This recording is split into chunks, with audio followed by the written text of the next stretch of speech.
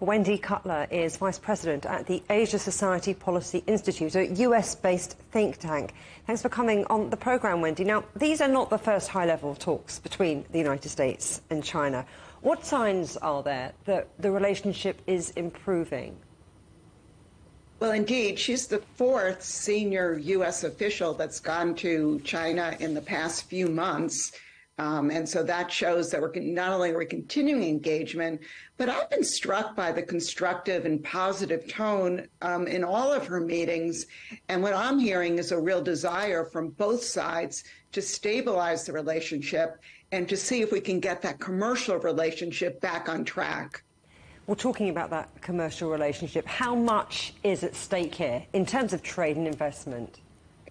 Well, in 2022, and it's hard to believe, but even with all the frictions between the United States and China, we had a banner year of about $700 billion in two-way trade. There's also been sizable investments between both countries, which, have been curtailed in the past few years at a time when China really needs more foreign direct investment to help spur its economy. So I think there is a real desire by Beijing, but also by Washington, again, to find a way forward, but to be realistic about what can be done and not to set expectations too high.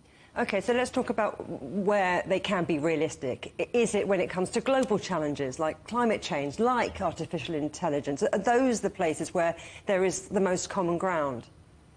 Well, absolutely. Issues where the U.S. and China can work together and help solve global problems are really key areas for cooperation. But that has not been easy. I mean, the United States has been pressing China to be more forthcoming on climate change in particular. And I know there's been disappointments in Washington that China has seemed to kind of slow down in its attainment of its Paris goals on climate change.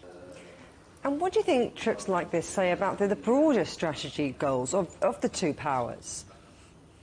Well, I think what it says is that both countries, they recognize there's a lot of tensions, a lot of strain between both, but they're also realizing this, and they're hearing this from countries all around the world, that the two largest economies in the world need to find a way to sit together, to engage, to talk through their differences, even if they can't solve them, and to keep those channels of communication open on all issues at all levels. And I think Raimondo's trip has made an important contribution in that respect.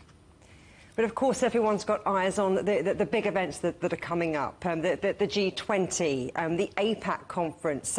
Will they need to ramp things up and have heads of state rather than important but dignitaries?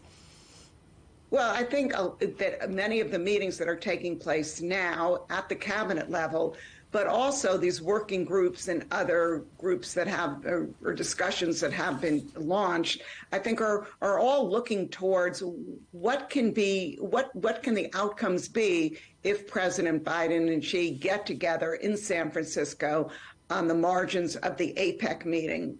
A lot of work will need to be done between now and then, and each visit, I think, contributes to trying to identify common challenges and common areas where both sides can work together and both leaders can point to as areas where progress can be made. You're very much focused on progress and talks ongoing. What are the potential obstacles? What might trip everybody up? Well, as we've seen in the past, everything from a balloon to a new announcement of a restriction on business from either country, something in Taiwan, the list goes on and on. But again, I think the more communication there is and the more engagement there is, then even if things like this do crop up, there are channels of communication to help kind of de-escalate them. Wendy Cutler, thank you very much. Thank you.